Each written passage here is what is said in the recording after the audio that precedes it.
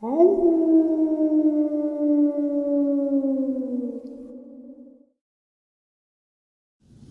and salutations, everyone. I hope everyone is doing well today. Today I have an assortment of just absolutely terrifying encounters. I also want to finish off the Reptilian case files. We have 2 left, 2 out of 34, and I think we will hit 33, Bruce Fleming, letter to David Icke. But before we get into all that, a couple links. As many of you know, I rely on Patreon, PayPal, channel membership, and the merch to help the channel to continue to grow and go. Links to Patreon, PayPal, and channel membership is in the description below. Merch displayed directly under the video. Also, Dogman Frightening Encounters, Volume 1 through 3, the audiobook versions. They were written and researched by Tom Lyons, narrated and produced by me, Jeff Nadolny. Those audiobooks are available on Audible, Amazon, and iTunes, links to which are also in the description as well. And finally, last but definitely not least, if you'd really like to help support the channel to continue to grow and go, simply subscribe. It doesn't cost a cent. Click the like button, takes half a second. If you don't want to miss out on any of the informative uploads I put out daily, click that bell icon, and folks, please leave a comment. Why? Well, because all these things really do help the channel to continue to grow and go. And yes, folks, they definitely do matter. Now, everyone, I have taken far too much of your time. Let's jump in to today's upload, shall we? Today's first encounter. I know this may sound crazy. I believe the year was 2016. I remember it being in the summertime. The trees and brush were still full and lush. My wife and I live on 12 acres of land in Mount Juliet, Tennessee. The land was mostly wooded, with maybe 3 acres around the home cleared out with the exception of random spaced trees. 2 acres in the front yard and about 1 acre in the back. The house was built in 1969, and the state of the home was original to the year, right down to the shag carpet. We originally moved in back in 2014, and over the years of living here, we gradually worked on remodeling when we had some extra money and extra time. The land had 2 small barns on the property we turned into chicken coops. We also decided to add 1 sheep. The home itself always had this unsettling feeling. The basement had a dark, evil feeling with a freezer full of animal carcasses and a gallon bucket full of frozen blood that was there when we moved in. That's another story for another time. So over the span of living here, we had problems keeping our chickens alive. We couldn't find how something was getting in. One day we got home from the grocery mart in the early afternoon to find that all of our chickens were dead and spread across the backyard. This didn't make sense. We had heavy-duty hardware cloth wire caging that was torn like something crawled right through it. We were concerned and weren't sure what to do. After all, we had the sheep to worry about. I began setting out at night and at different times during the day when I had the time. I thought maybe I could hunt whatever was killing our animals, but nothing ever showed up. We kept a close eye on our sheep the best we could, making sure he was well protected.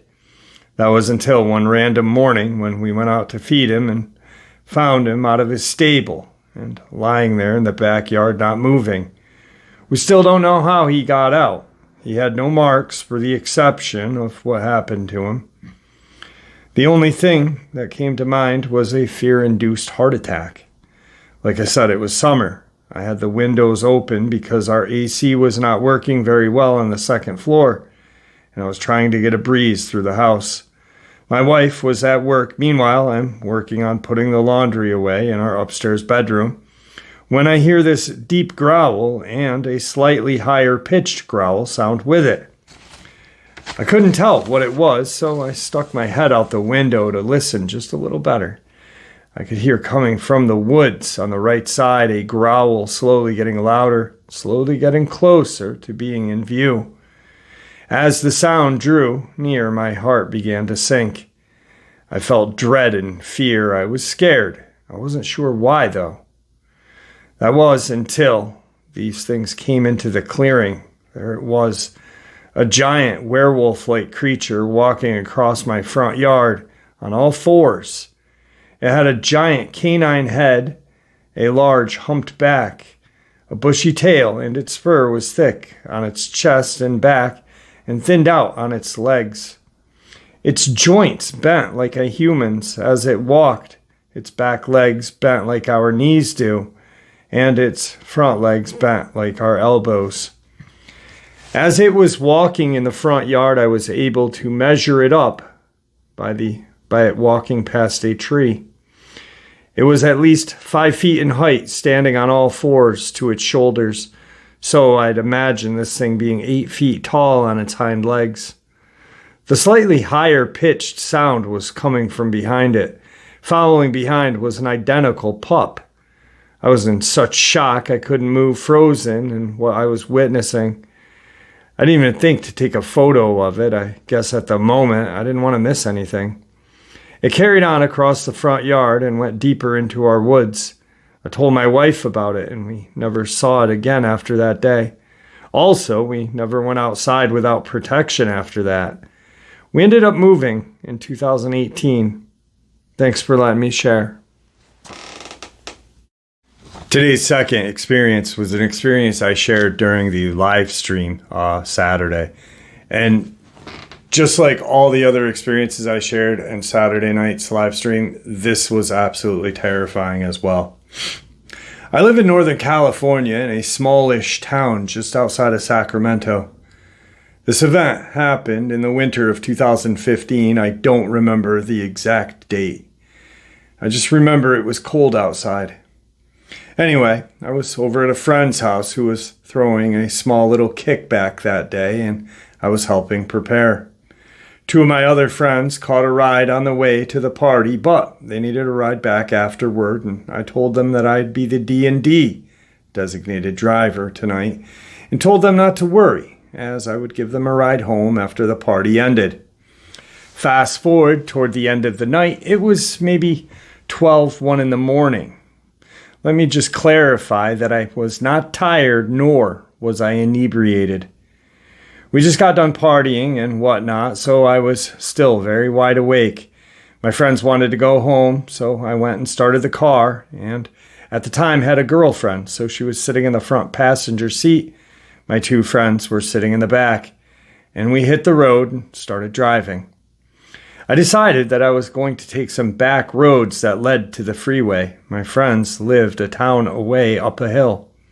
The whole time we were on the road, we did not see one car, which was a bit strange, as there are usually at least a couple on the road, from people working the night shift and whatnot.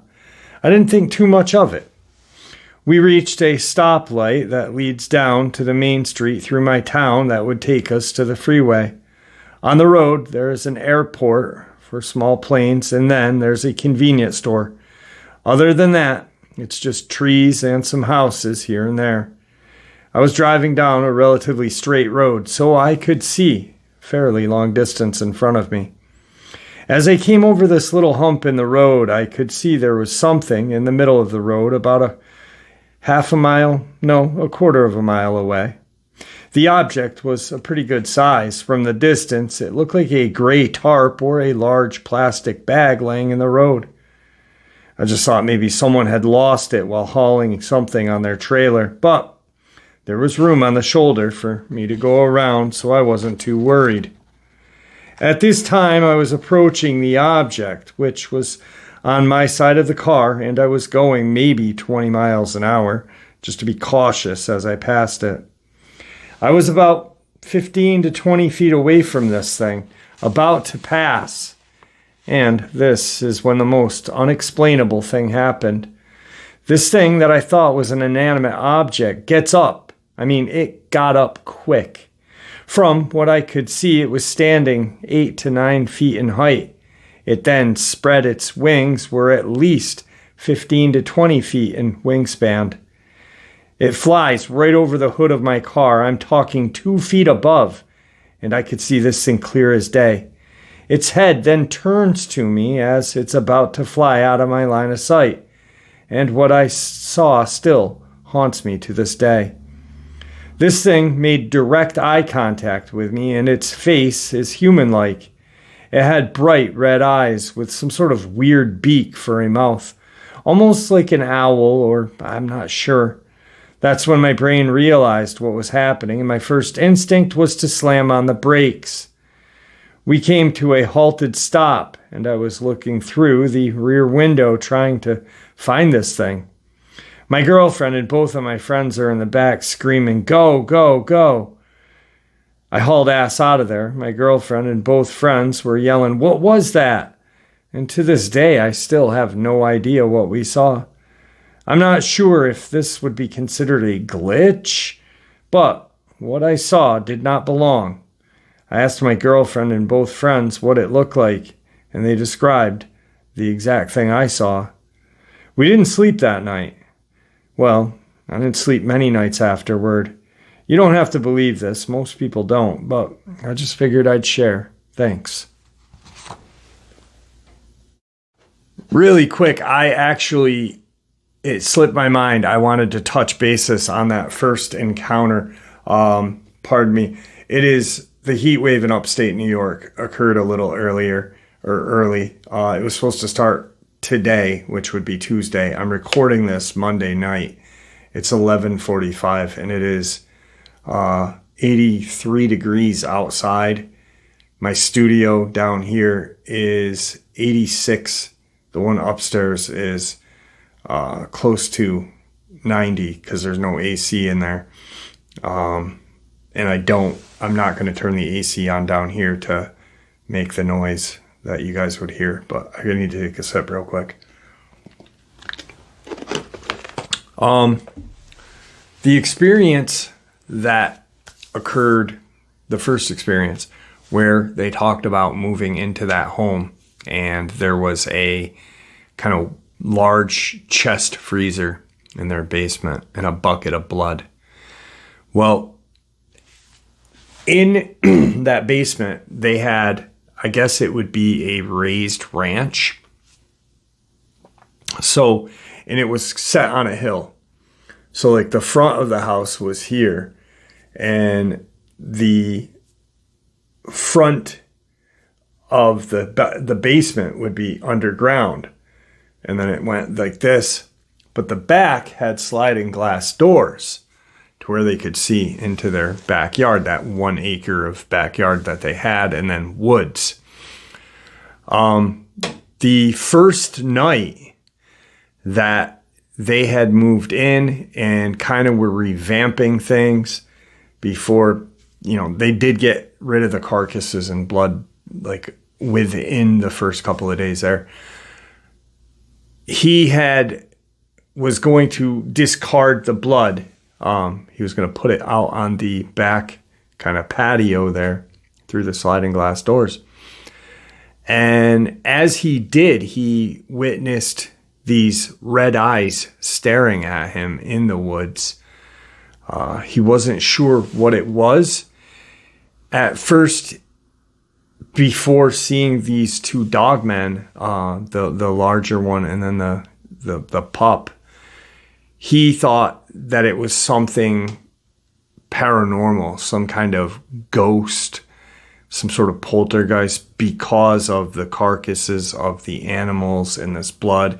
He actually thought like Satanists had lived in the house prior, but that was not the case because during the time of revamping the house, he had found out that there was a hunter that had lived there, and he wasn't sure why the bucket of blood was saved, but it was, and frozen along with the deer carcasses that were left in the freezer.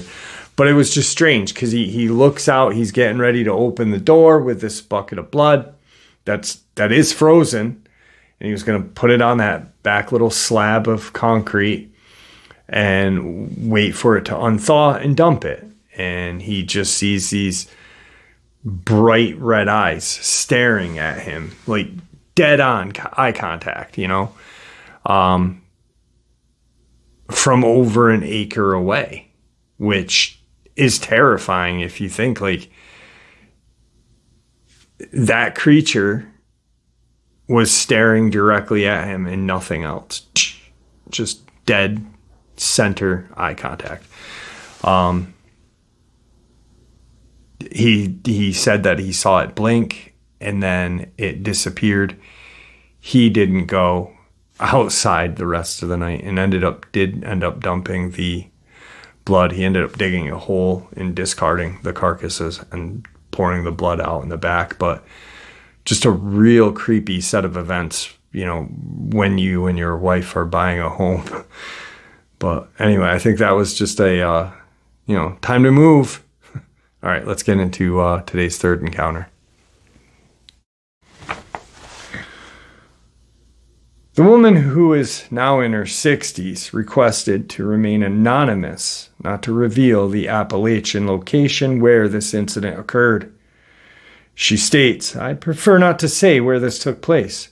Specifically, no one wants an invasion of Bigfoot hunters on private land. Let people go to the public lands like Wayne National Forest and look for Bigfoot. People down in the hills love where they live because it's quiet, there's fresh air, clean water, great conditions for raising gardens and kids. And being in the thick of nature to see the wild animals up close is something they value.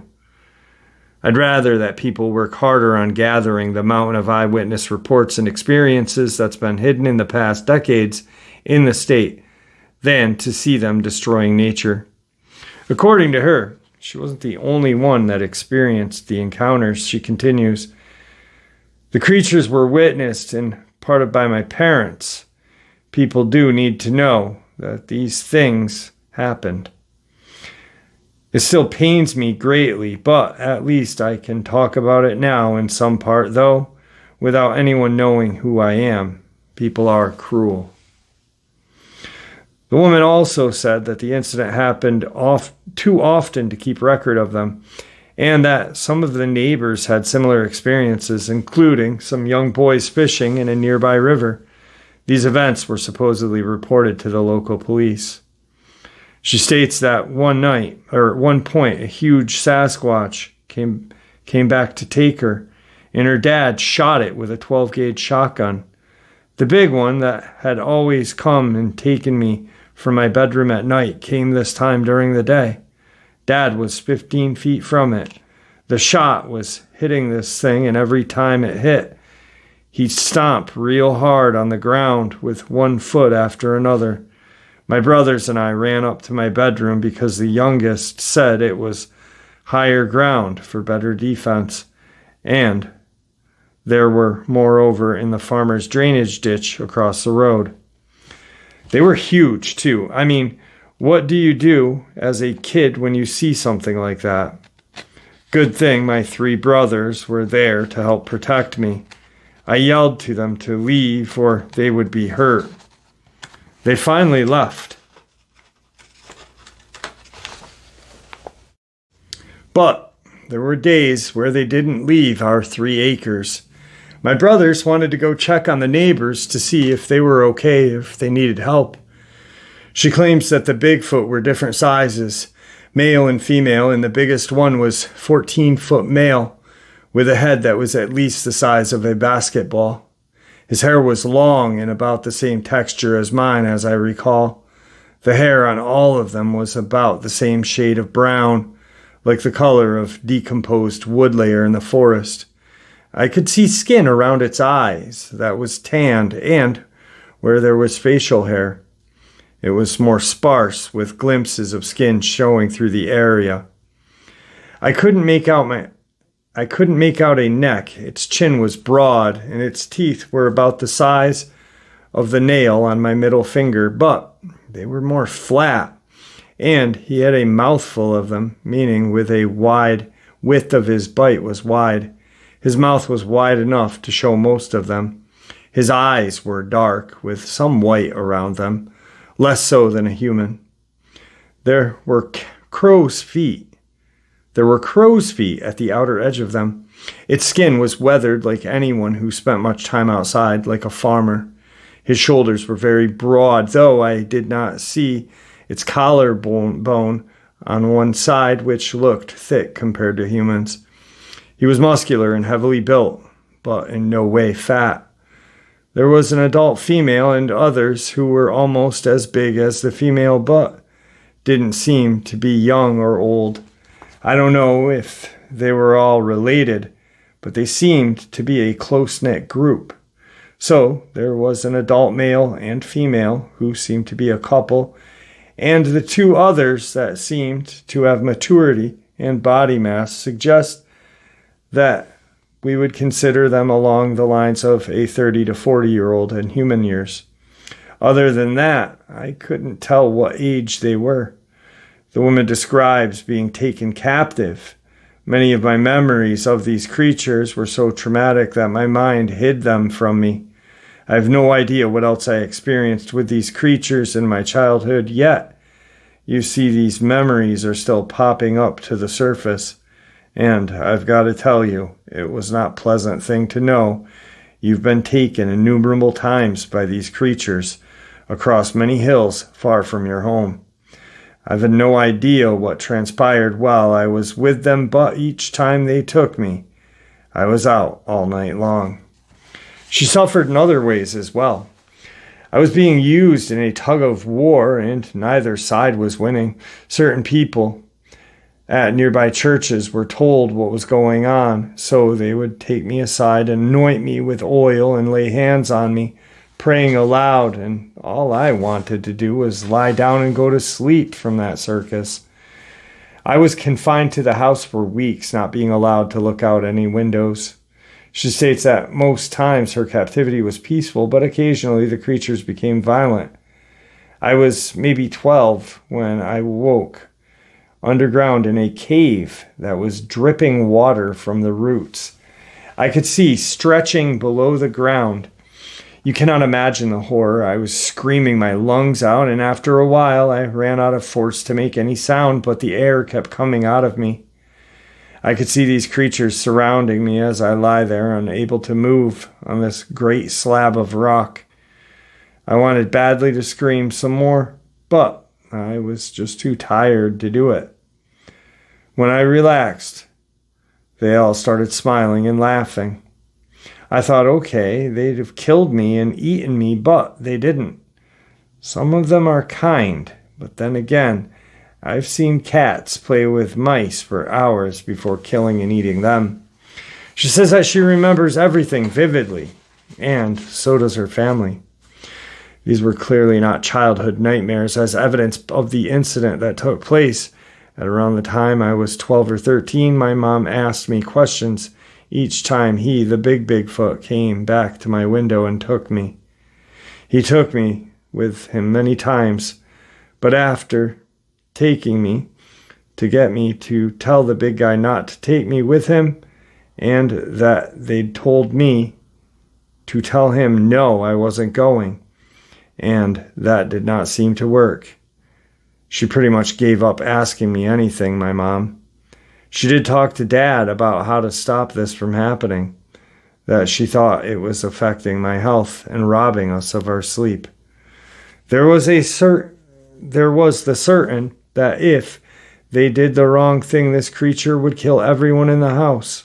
Mom often wept to my older sisters about this large hairy creature that got into the chicken coop, and how she seemed to help convince Dad to do something to stop this before someone got really hurt. She told them not to go near me and told them not to go. She told them not to go near me and told me not to go near them. She was quite fearful, and honestly, I can't blame her. Then the family decided to move her bed downstairs, but this appeared to frustrate the large male. I remember hearing him pecking at the window upstairs, but I was strictly forbidden from leaving the area for any reason. He'd bang his head on the house, and Dad would yell at him to go away, that he wasn't going to see me anymore, and that was that. He would make these loud grunts and stomps on the ground to show his displeasure. I'd hear his thoughts in my brain as if he was asking where I was. One day, when I was 19, we were on my parents' front stoop talking before I left. There was this very long, very deep scream, like a man was getting murdered up the road in the woods. Sound did carry, especially on cold nights, but this had excessive volume to it, and no one human could ever held the full scream so long. I thought someone had been hurt, and Dad refused to call the sheriff's office to report it. I thought my dad had absolutely lost it, but she says she called the sheriff when she returned home. The things they said really made me wonder if they were scared of the woods. I asked if they couldn't look for vehicle tracks or boot prints up the lane to the gate, and they finally said they'd go down there the next day to check. They appreciated that I described the place, and it helped them feel more at ease. They kept saying the station policy was not to go into the woods for any reason. The neighbors and other kids at school also spoke of their personal encounters. We weren't talking about our experiences with them, but we were listening to what others were saying and having to deal with. They called them monsters, creatures, monkey men, giants, etc. We listened to what our neighbors would tell us about them because they thought no one was likely to believe kids that heard it and passed it on. The neighbors next door never spoke about their experiences. The woman also adds many times, I have read books where they say they wish they knew. They wished those who knew would share what they know with the world. Well, that's why I shared this. Talking about these things has not been easy. I hope this brings awareness to the suffering of experiencers and witnesses and allows them to speak openly about what happened to them. Unless we all speak the truth, the world wouldn't know what's being hidden and still hidden from us to this day. Do we want a future generation to carry on living the same lie? Our world is richer and more interesting than most people could ever imagine. These are not just creatures, they are quite intelligent and resourceful enough to keep from being caught or killed. And like yesterday, I'm going to share an experience that will get us primed for these very strange reptilian alien case files. It was around 1999 and I was living in a very rural upstate New York. If you don't know or have never been to the Catskills, it is small town after small town surrounded by forest and farmland. Not much to do back then but hang out with friends and drive around. At least that's what I did with my friends. My best friend and I were very much into the paranormal back then. We both experienced a few unexplained things, and being in our late teens/young adults, we were curious. We both identified as Wiccan at the time and spent a lot of time in the woods.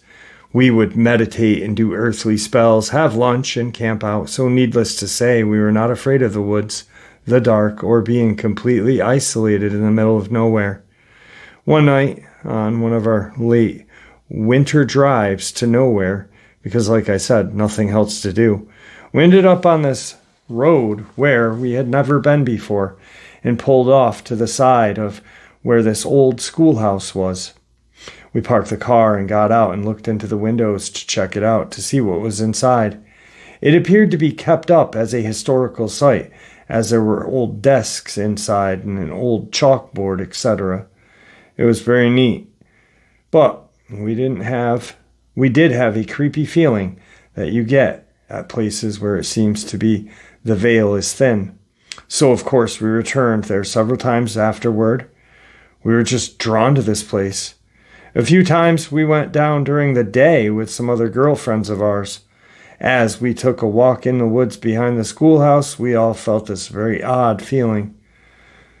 The only way we could describe it was like what I've heard as walking through a fairy circle. The ambient lighting around us was different. I couldn't really describe it other than almost as a vivid color experience around us as the sun came through the trees. We didn't think we were there all that long, maybe an hour or so, but when we returned to the car, it had been several hours, and it was early evening, maybe 5, 6 o'clock. We got there around noon. One time my best friend and I went at night again. We were sitting in the car just talking, drinking our gas station cappuccinos. We kept hearing this tap, tap, tap sound out loud. I said, "Knock it off," to the nothing that was out there. Right as I say this, we hear what can only be described as children feet running away from behind to the side of the car. It was freaking us both out, and we got the hell out of there. There was no way anyone was there, like I said. This was a rural main road to a dirt road pull-off. Completely pitch black, no street lights, no cars going by in the distance or anything. If someone did show up there, they would have been walking in the dark for miles to get there. And it certainly wouldn't be what sounded like a child running around the car. Kind of sad when you think about it now. I certainly hope it wasn't a roaming spirit of a child gone too soon from this beautiful place. Anyway, this is where the freakiest parts happen. We never did return to that old schoolhouse after this. As we were getting back onto the main road, there were headlights. We could see something scurrying across the road. It looked like this hairless, naked human crawling low to the ground, its elbows bent high, so that its belly was close to the road, and its knees looked as if they were bent backward. I remember both of us turning to each other and drove home, kind of trembling and not saying much. I remember I kept looking in the rear view, half expecting to see this creature chasing us down the road. Thank God it didn't. Me and my friend are still besties to this day, and we sometimes talk about these series of events. Years later, we saw the movie The Descent, and it immediately made both of us think of that old schoolhouse and the thing we saw run across the road. It is truly a freaky place, experience, and time. Also exciting and slightly terrifying. I now live across the country, far away from New York, but I often wonder about that old schoolhouse in those woods. Someday I think I'd like to return, now that I'm older and in different places of our lives. I would like to see if it's still there and just see how I feel about it now. But I would never, ever want to see that thing we saw that night so many years ago. The schoolhouse actually does still stand. It's probably an hour and 20 minutes, an hour and 30 minutes from my house. And it is a historical schoolhouse, preserved pristinely, like the old, not like the desks we had as kids, if anyone's my age, 48, that had that thing. These were, the seat was still attached. It was actually a full-on desk. So the chair didn't move at all. It was just desk, chair, huge. And it is an old kind of one room schoolhouse. So let's jump into some reptilian case files. Reptilian case file number 33. From Bruce Fleming, subject in quotations, the Eagle L. Re. Denver Airport Occult Murals, etc. Date, Wednesday the 5th of May, 1999. This particular mural, which one can see at the Denver airport, was the last one I saw and was very horrible. A huge creature described as the Green Darth Vader by Alex Christopher stands over a destroyed city with a sword in his hand, and a woman are walking along the road holding dead babies. If you will zoom in on his face, the character appears to be wearing a gas mask, which implies biological weapons were used. Perhaps one that can make the victim sterile as a side effect. Many people who went to the airport are perplexed what those images have to do with the airport. Ike has comments on this experience of his. One of Christopher's specialties is the New Denver airport, which was reputed to be a cover for a deep underground reptilian/human base. It is certainly a strange place. The first time I spoke on these conspiracy subjects in the United States was in Denver of 1996, August, and I landed at the Denver airport with no idea of its background. Even so, as soon as the plane landed, I felt very strange energy, very weird, arid unpleasantness. The airport was built at an enormous cost on open land a long way from Denver, and it is full of Masonic symbols. There are also gargoyles, winged reptilian figures that you find on the stately homes of the reptilian families in Britain, and on churches amid great cathedrals of Europe, which were built by the Brotherhood Network. There are also gargoyles on the building of the Daley Plaza where Kennedy was assassinated, and now they turn up again in a modern airport built on a alleged underground reptilian base. Gargoyles are the symbols for the reptilians, and that is why you will find them at the Denver airport.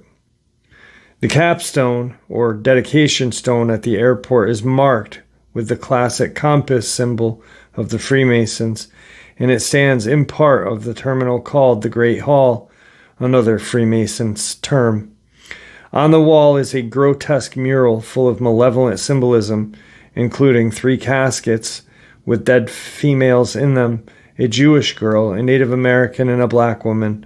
Another girl is holding a Mayan tablet that tells of the destruction of civilization. A huge character, described as the Green Darth Vader by Alex Christopher, stands over the destroyed city with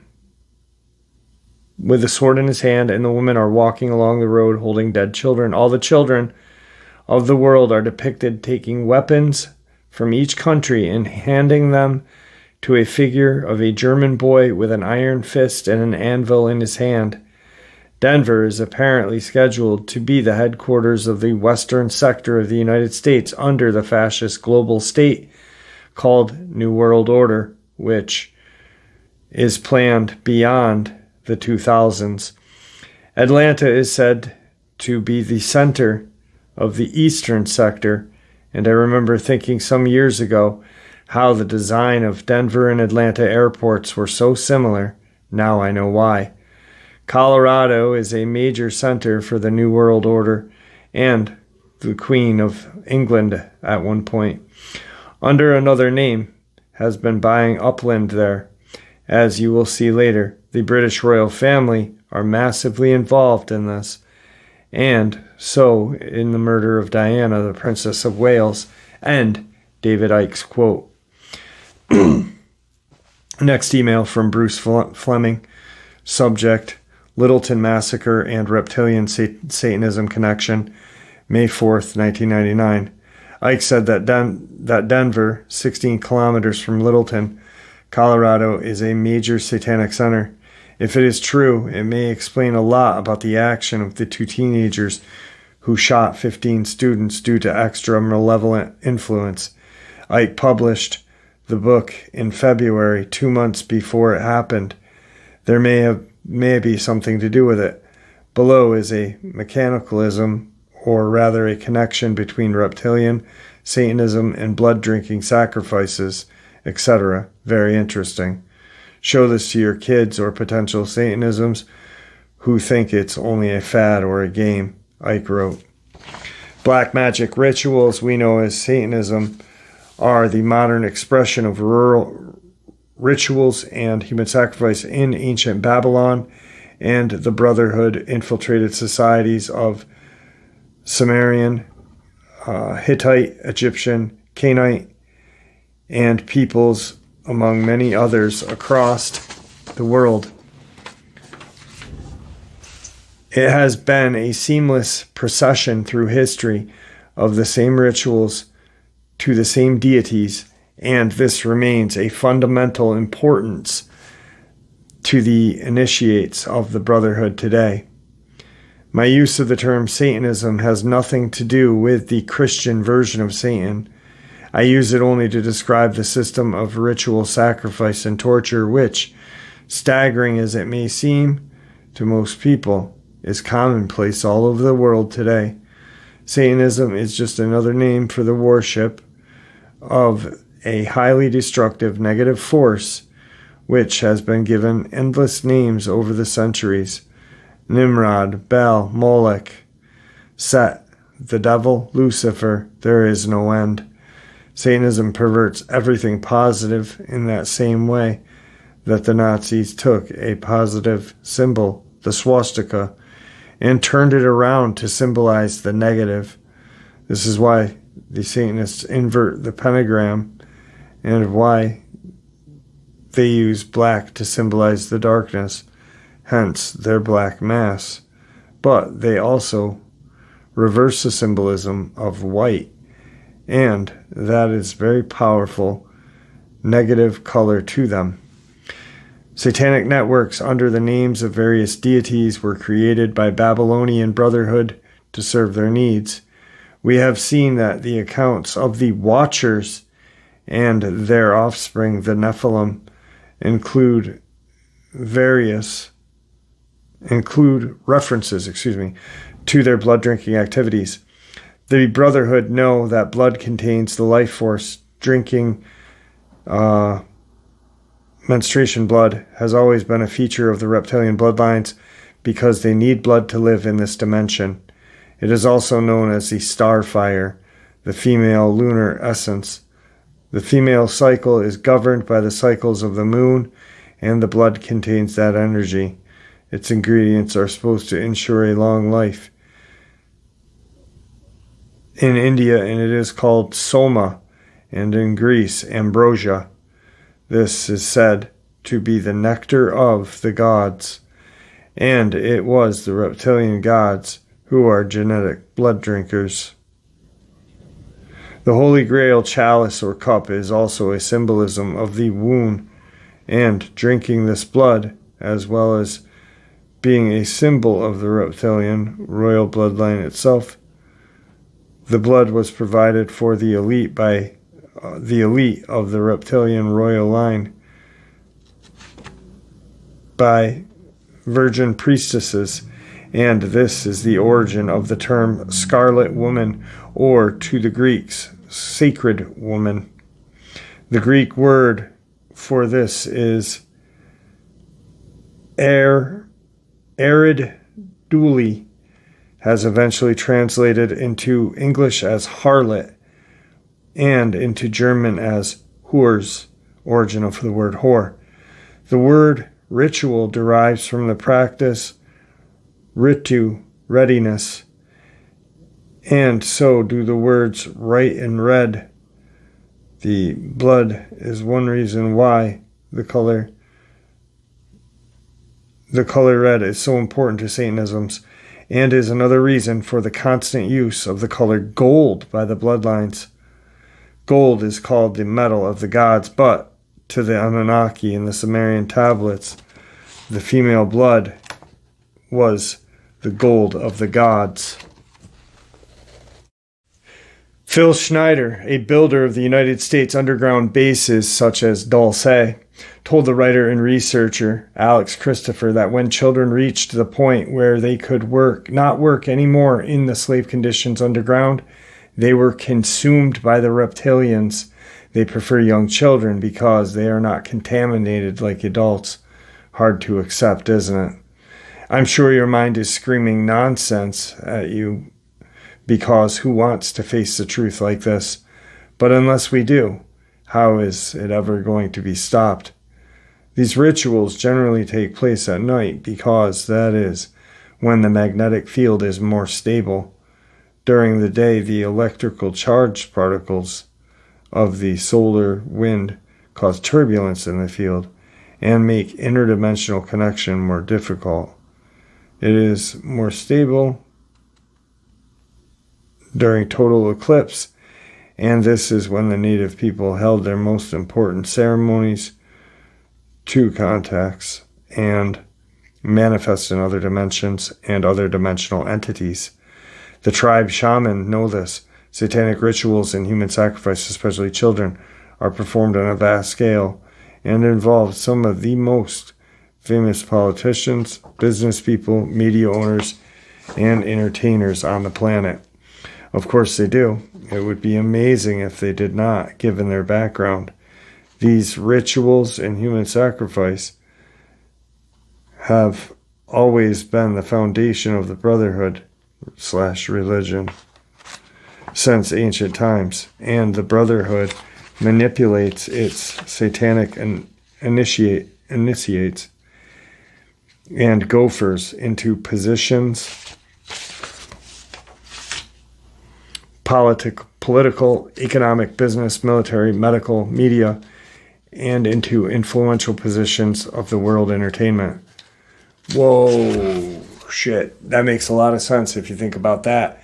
You know, I've said this about the Illuminati, and I said it in a live stream. The Illuminati is 13 bloodlines. And you hear Cat Williams and all these other clowns talking, one being a clown that's on YouTube, talking about being at these rituals. I think what these people are seeing are shows put on to not bring the attention to the real goings on.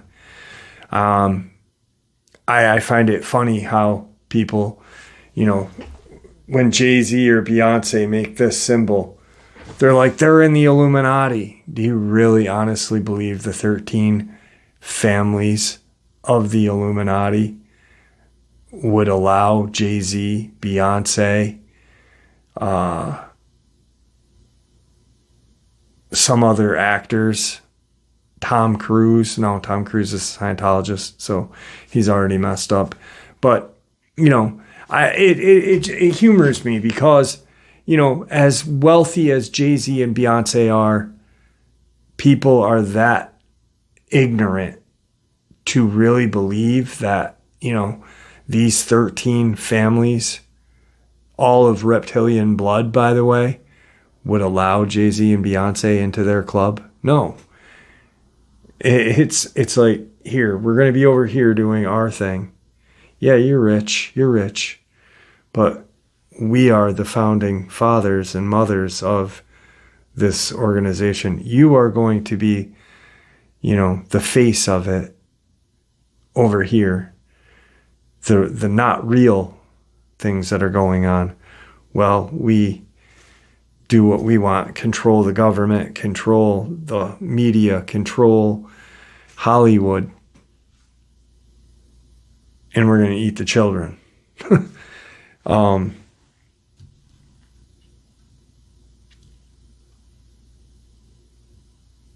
It's crazy. It is absolutely crazy, you know, that I just, and it's not like,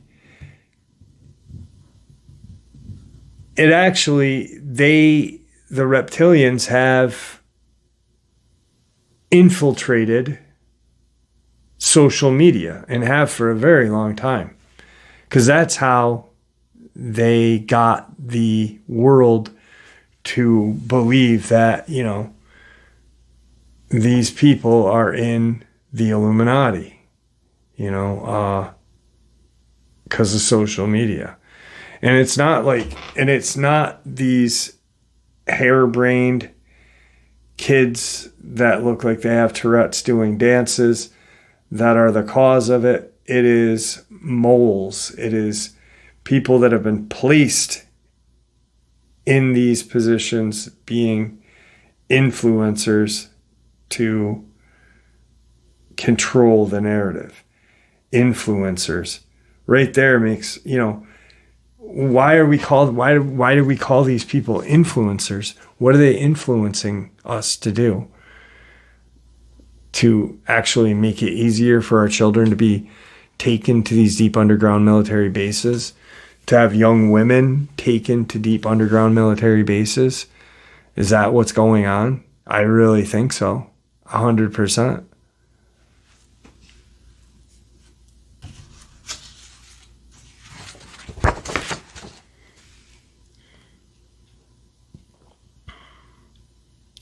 Low-income parents and those addicted to drugs are at the mercy of the Freemasons and Satanists operating among the social service hierarchies and judges. Their children are often taken away from them for satanic ritual and mind control projects. The so-called crack babies are apparently sought after for mind control operations, as are twins. I know of twins who were crack babies in Denver, a major satanic center.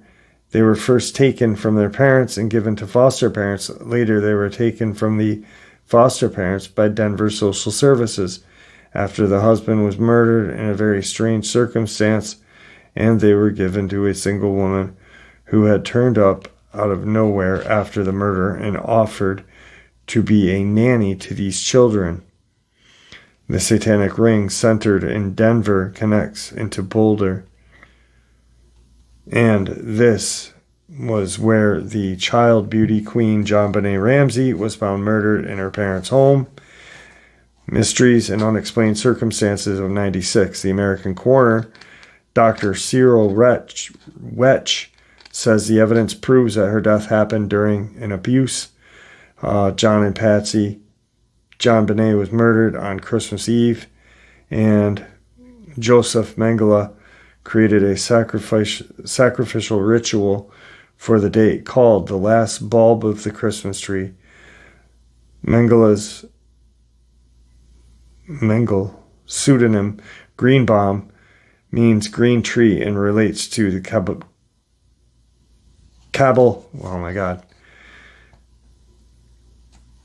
the tree of life, the Kabbalistic tree of life. A brotherhood term for the devil is JonBenet, and the coincidence is so amazing that given other circumstances, I cannot believe this was not the true inspiration for her name. So in the brotherhood, what they're calling Freemasons, which is not true,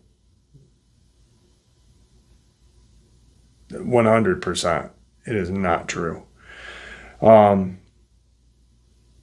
The term for devil is John Bet, not JonBenet, John Bet. Coincidence. Look where it happened. I mean, it is too insane. But this is all around Denver, the airport, A research project in ritual abuse in the University of Colorado at Boulder found that all those questioned had been subjected to molest. 97% saw and took part in animal sacrifice. 97% forced to do things with adults. 97% experienced torture. 94% sodomized. 88% were forced to watch and partake in human sacrifice. 88% in cannibalism. Also, as many of the victims have said, they themselves were drugged and programmed to take part in the ritual murder and torture of other kids. Oh, God. Other techniques to prevent exposure include abusing children while wearing Mickey Mouse face or devil's head.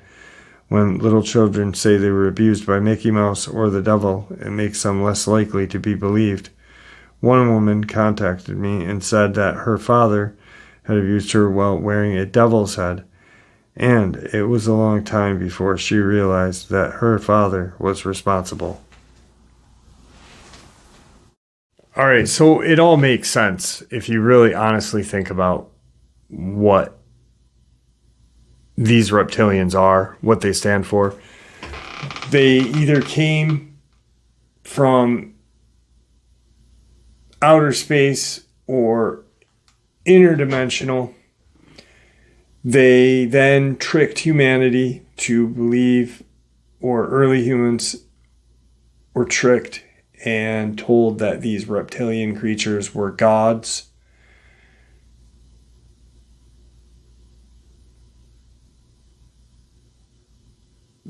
People were kidnapped, used as slaves to dig for gold,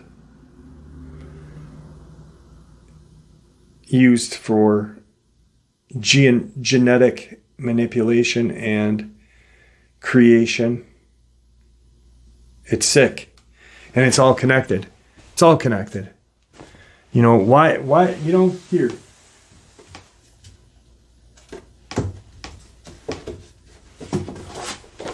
If it's not connected, if aliens, reptilians, Satanism, and all of the other evil things that go on, if they're not connected to cryptids, then why, after investigating the Nimitz Tic Tac, did the 3 naval intelligence officers that did it, their families experienced something horrific and horrendous? Dogmen, shadow men, all things of power, all things that can be used as intimidation. It is all connected, and it comes, the connection starts at the root of the problem, which would be these reptilian creatures. Dogmen, like the Sumerians, these dog-headed alien race. Anubis, but yet the other evil reptilians. If you look at some of the old Egyptian statues, some are reptilian and are put higher up than Anubis, obviously. But it all fits. It all fits. And if anyone says it doesn't, then they're just going based off of zero research and zero thinking. Pacts were made long ago with these creatures, and humanity is still not safe to this day. And with that, my friends, I'd like to thank you all for supporting the channel. It is your support, after all, that keeps the channel growing and going, and honestly what gives people a chance to share their experiences and theories judgment-free. Thank you. Please, everyone, stay safe, happy, healthy, and ever vigilant, keeping an eye on our children, pets, family, and friends. These creatures are real, they're out there, and dangerous. Share this information with those you love and care about, and it may just help save their lives someday. Until next time, never stop asking questions, never stop searching for answers, and God bless.